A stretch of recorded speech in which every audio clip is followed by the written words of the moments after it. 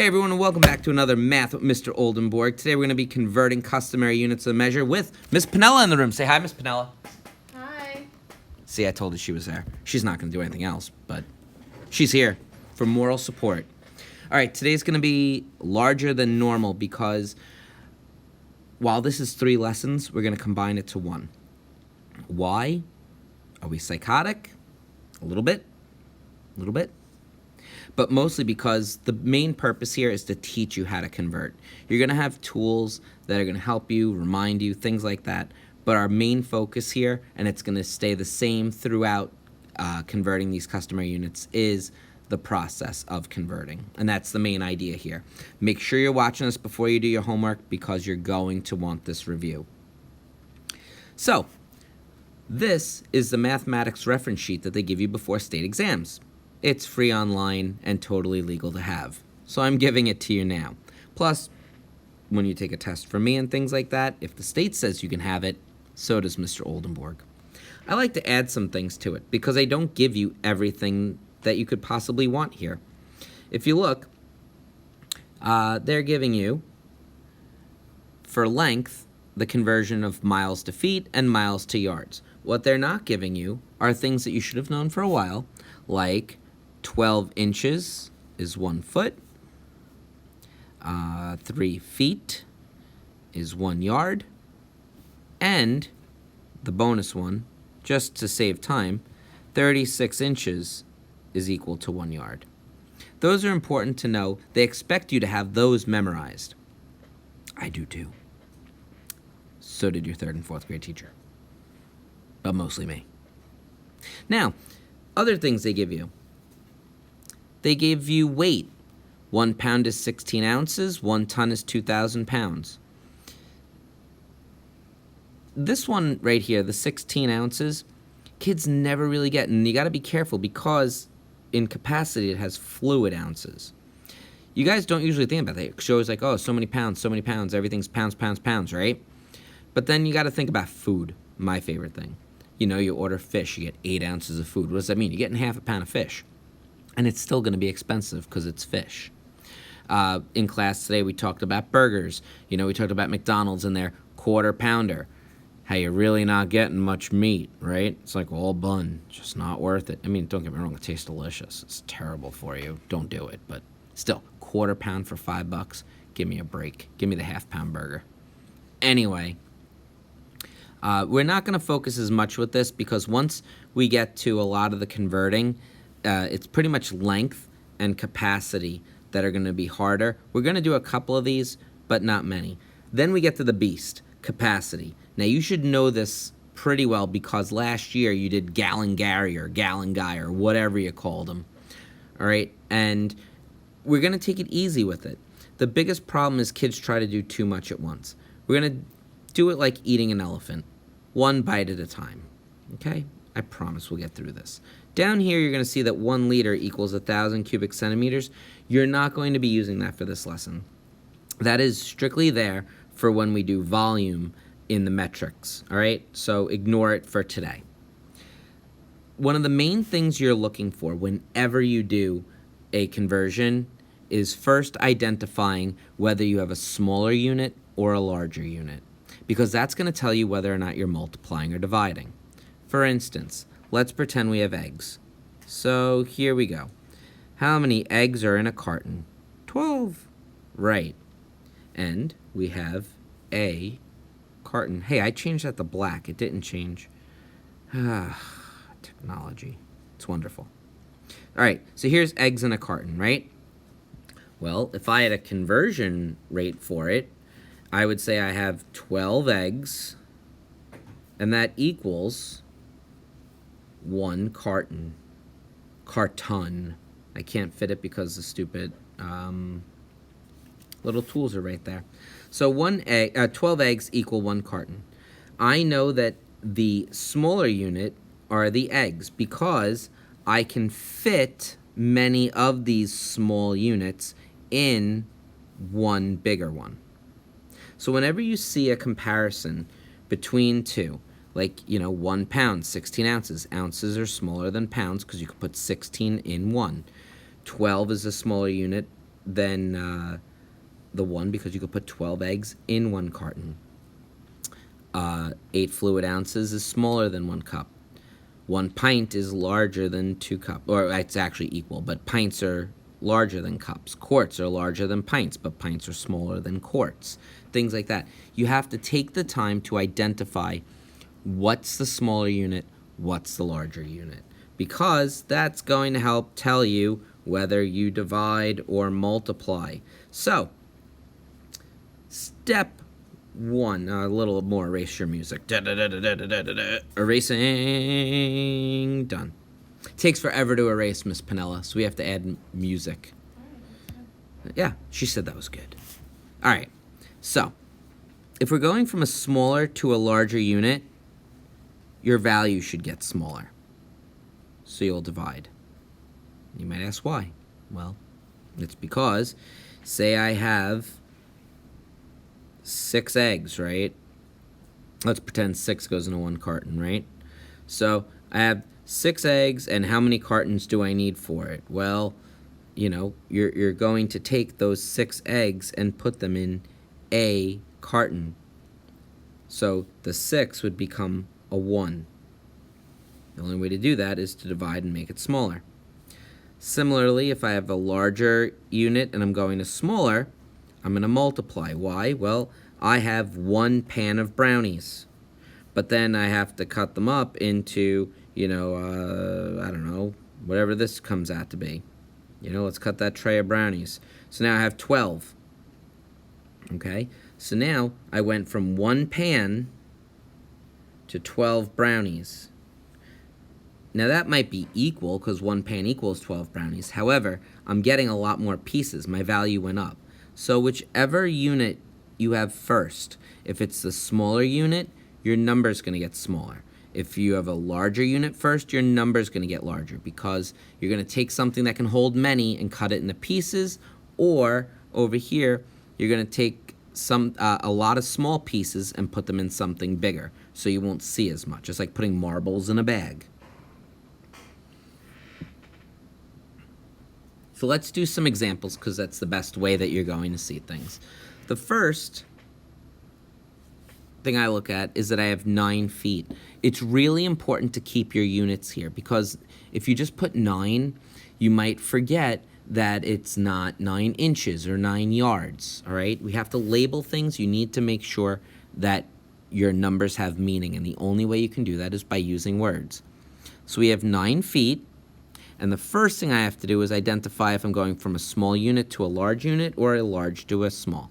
So I'm going from feet to yards. And if I looked at my conversion chart, which is not here, so I'll write one, 12 inches equal 1 foot, 3 feet equal 1 yard, and let's do 36 inches equals 1 yard. All right, so I know that there are 3 feet in 1 yard. So if I can fit many feet into 1 yard, feet are smaller than yard because I can fit a bunch into one. So I'm going from a small unit to a large unit. That means that my value is going to get smaller. So I'm going to divide. And I'm going to divide 9 feet by something. What is it? It's the conversion factor. Well, what is it? Well, there will always be 3 feet in 1 yard. So I'm going to divide it by 3 because I'm going to make groups of 3. So I'll do 9 divided by the conversion of there are 3 feet in a yard. And when I divide 9 by 3, I'm going to get 3 yards. Now that makes sense because I started with 9 feet. 9 feet there's many of. I needed to go down to yards because it's a bigger unit. My value went down to 3. Sounds good. The hardest part is the setup. If you set it up correctly and you pick your operation correctly, you label things correctly, the computation will never be bad because the numbers we work with aren't crazy. The most focused you need to be is what am I doing? What do I have to do to it? And then checking at the end to make sure that your value turned out the way you wanted. In this case, 3 is less than 9, so I know I did it right. Taking a look at the next one. Now this one I love. This one we did in class as well. You have to be careful with this because we have two different units. So the first thing I'm going to do is I'm going to see I have feet and inches, and I'm going to inches. I recognize that I can leave this 7 inches alone because it's already in inches. But I have to remember it's still there. I can't forget about it completely. Well, what do I know? I know I have to convert 8 feet. So, I'm thinking A, feet to inches, I'm going from a large to a small. So if I'm going from a large to a small, I'm going to multiply. I'm going to multiply 8 feet by my conversion factor. Well, how many inches are in a foot? 12. So multiply 8 by 12, and I'm going to get 96 inches. Now that's not the answer yet, because don't forget, you still had 7 inches. This is 8 feet and 7 inches. All I did was find 8 feet inches worth.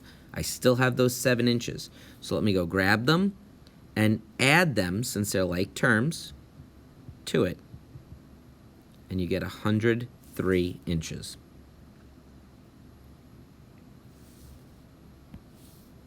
Erasing music, erasing music. It's more erasing music. I'm getting way faster at that. All right, new problem. Now they are throwing a mixed number at me. I have 2 ways I could do this. I could separate the whole number and the fraction, or I could make it an improper fraction first. For this, I'll make it an improper fraction. Let's remember that we multiply our denominator times our whole number and add it to our numerator. For the new numerator, denominator stays the same. So in this case, 2 times 5 is 10, plus 1 is 11 over 2. And now let's see what I have to do. I'm going from feet to inches. Well, there are many inches in a foot. So I must be going from a large unit to a small unit. If I'm going from large to small, my number should get large. So I will multiply, because there should be many inches in a foot. I already have my 5.5 feet, which I've now made 11 over 2 feet, or 11 seconds feet. Sounds weird. And I just go back to my chart. How many inches are in a foot? 12.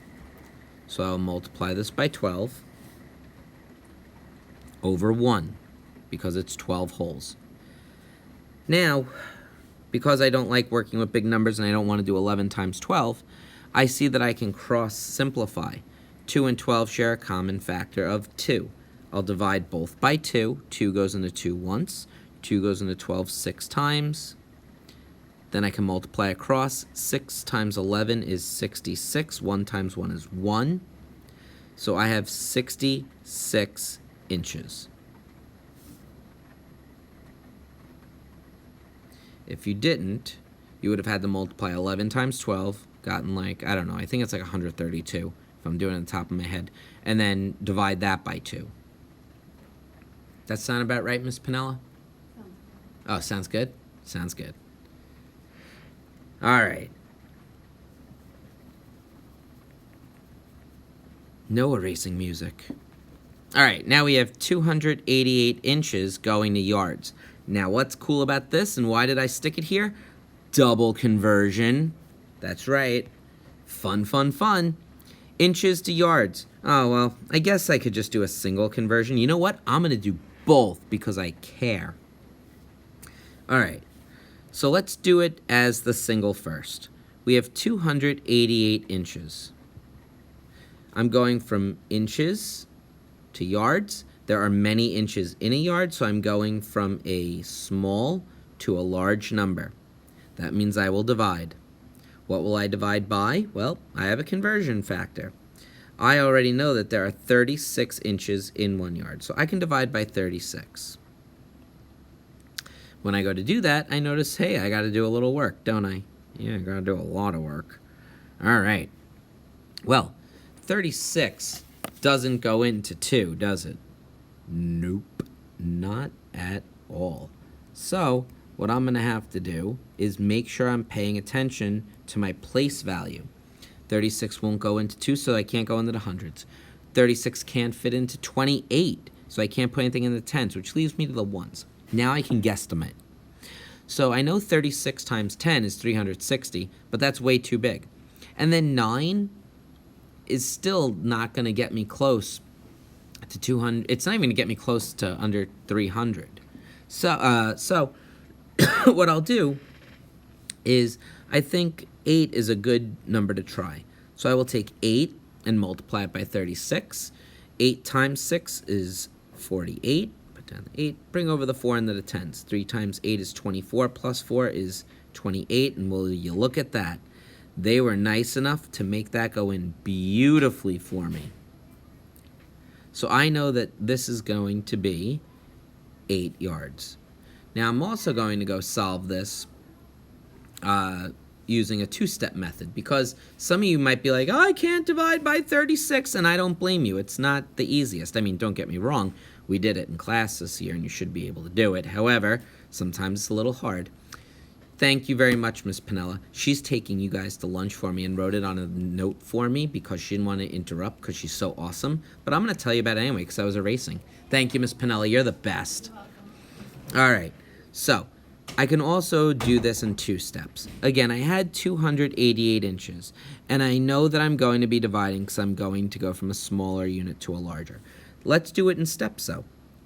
This time, let's notice that maybe we'll go from inches to feet. Okay, so now I'll divide by 12 first, because that's my conversion factor. Again, set it up. Well, 12 won't go into 2, but it does go into 28 twice. And then 12 goes into 48 4 times. So now I have 24 feet, but I'm not done because I don't have yards yet. So now I'm going to take that 24 feet, and I'm going to divide that. And what am I going to divide it by? Well, there are 3 feet in a yard. So now I'll divide that by 3, and if I know my facts, 24 divided by 3 is 8 yards. And if you ask me, it was a lot easier doing it like that. Smaller bites, guys, they make easier numbers. You can do things over a couple steps instead of one, because sometimes it's just easier to see. So that's it for length. Now we're going to talk about the beast that is capacity. Capacity is pretty good. Again, only if we take it one bite at a time. I'm going to show you one advanced way to do it for those of you that are getting good with it. But for the most part, for right now, take it one step at a time. What do we know? We know that 8 fluid ounces are the smallest unit you're going to have. All right? It takes 8 fluid ounces to make 1 cup. Let me tell you something about drinking coffee, kids. 8 ounces, not a real cup of coffee. All right, it goes nowhere, does nothing. If I'm not drinking at least 24 ounces, it's going to be crazy. I definitely couldn't make a good video. So, cups become pints, pints become quarts, quarts become gallons. Gallons are the biggest unit we have here, capacity for 5th grade. So we would divide to keep going higher because you could fit a lot of these in 1 gallon. Similarly, if we're working backwards, we're multiplying. And here are all your conversion factors. So, again, what do I start with? Well, I have 32 cups. I'm going from cups to gallons. I'm going from a small unit all the way to a large unit. Ooh, I did that wrong. Start here and go here. Boom. So, small to large, my number should be getting smaller. I have 32 cups, and I will divide. What will I divide by? Well, if I'm taking this like eating an elephant, one bite at a time, I would first go from cups to pints. And there are 2 cups in every pint. So let me take these cups, divide them by 2, and then I will get 16. And now they're not cups anymore, they're pints. Then, let me take my 16 pints. Still dividing, because that's not going to change. And now, I'm going to go from pints to quarts. Well, there are 2 pints in a quart. So I'm going to divide by 2 again and get 8 quarts. Now I have 8 quarts. And I'm going to divide by 4, because there are 4 quarts in 1 gallon. So when I divide by 4, I find out that I end up that 8 quarts is 2 gallons. one step at a time. It's all about organization. It's all about being careful and checking your work and understanding where you're going with it. If you're rushing or if you're just doing, you're always going to get it wrong. It's just what happens. So now let's take a look at if I were to do the advanced method for this. Now, if once you get good at this and you're seeing it and you really understand the process of going from cups to pints and pints to quarts and then quarts to gallons, you might realize this. All right. Well, I have to go from cups all the way to gallons. How do I do that? Well, I have lots of conversion factors, right? I divided by 2, I divided by 2, and I divided by 4. What happens if I take all those conversion factors and multiply them together? Well, 4 times 2 is 8. 8 times 2 is 16. I had 32 cups. And if I divide that by 16, which is my total conversion, I would get 2. Say you don't like dividing by 16. Okay, well, let's do this. 4 times 2 is 8. I started with 32 cups. Let me divide by 8. I'm going to get 4. However, I still have another 2 to divide by. Oh, don't do that. That's bad. Oh, I was just about to make a big mistake that they'll get you for all the time. Just like periods, guys, you can't have more than one equal sign in a sentence. So now 4 divided by 2 is 2 gallons. So no matter how you go about this, as long as you know which conversions you're using, you can multiply them together and then divide. The biggest thing that you have to make sure you're keeping track of is which ones you need to use and then which ones you've used already. It becomes a very organized thing. If you're not keeping up with staying organized with it, it's not going to work, which is why I also say take it one step at a time, because like in that first example, you will be able to check it against this reference chart to see where you are. And if you can see where you are, you'll know where you've been, where you need to go, and if you missed anything. So for now, stick with it the long way. All right, and then this one I like because they already give you a fraction. So I'm already starting less than 1, which is going to change everything on me. I have half a quart. So, you know, let's say I have a little milk container. It's 1 quart, and I have half of it. That's what I have. I'm going from quarts to gallons. Well, I know quarts are smaller than gallons. So when it's smaller, I'm going to divide. What do I divide by? Well, I know that there are 4 quarts in 1 gallon. So I'm going to divide half by 4. We have to be really careful because we know we really can't divide fractions. We end up having to take the inverse and the reciprocal. And we have to set it up for what I have and then what I'm doing to it. See, it's all coming back. I told you, this stuff doesn't really go away. Just because you're tested on something doesn't mean that you're never going to see it again. You're going to see it all the time, especially here. So, if I remember the order, it's stay, inverse operation, and then the reciprocal.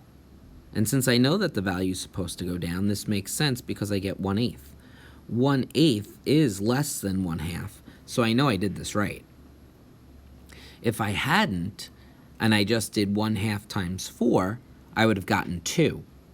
2 is greater than half, so something would have had to have gone wrong. And I have to be careful enough to actually check my work to make sure I know what I'm doing. Now, if I'm looking at my picture, I had to divide that quart by 4. The half a quart by 4. So that's 2 halves, right? What do I have? Well, I'm searching for 1. So when I look at this, what do I really have? I have 1 out of 2, 3, 4, 5, 6, 7, 8. And that's where you're getting your 1/8 from. It's all about practice, guys. Taking a couple, doing them. Finally, let's go with weight. Same exact principle. So here, I'm going from pounds to tons. Well, there are a lot of pounds in tons, so pounds are the smaller unit. Smaller unit, larger unit. When I go from small to large, I divide. What do I have? I have 2,000 pounds, and I'm going to tons. Well, How many pounds are in a ton? 2,000. So if I'm dividing 2,000 by 2,000, I should have 1 ton. Also, when writing, make sure that your L is really long and doesn't look like the number 1, because I wouldn't want to think 20,001. All right, looking at number 4, it says 48 ounces into pounds. Well, again, ounces are smaller than pounds, so I'm going from a small unit to a large. So small to large, which means I will divide. I have 48 ounces, and then my conversion factor is 16 ounces per pound, so I'm going to divide by 16. And then 16 goes into 48, I believe, we gotta do off the top of my head. I'm guessing 3. I'm pretty sure. It's only because I'm thinking that 6 times 3 is 18. So let's do it. It's all about trying. 8, boom, 4, 48. Oh, you multiplied to divide. I sure did.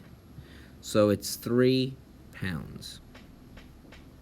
Make sure that that L looks like an L and not a 1, because you don't want it to look like 31. Matter of fact, maybe you want to do that. I mean, I know that it's not exactly kosher here, but whatever. It really shows that it's not a 1.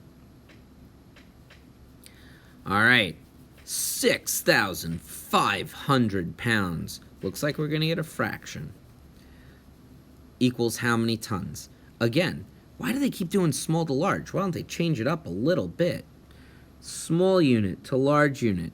I have 6,500 pounds, and I will be dividing it by, well, I'm going pounds to tons. There are 2,000 pounds in 1 ton. Divide it by 2,000. Sorry. So, 2,000 divided into 6,500.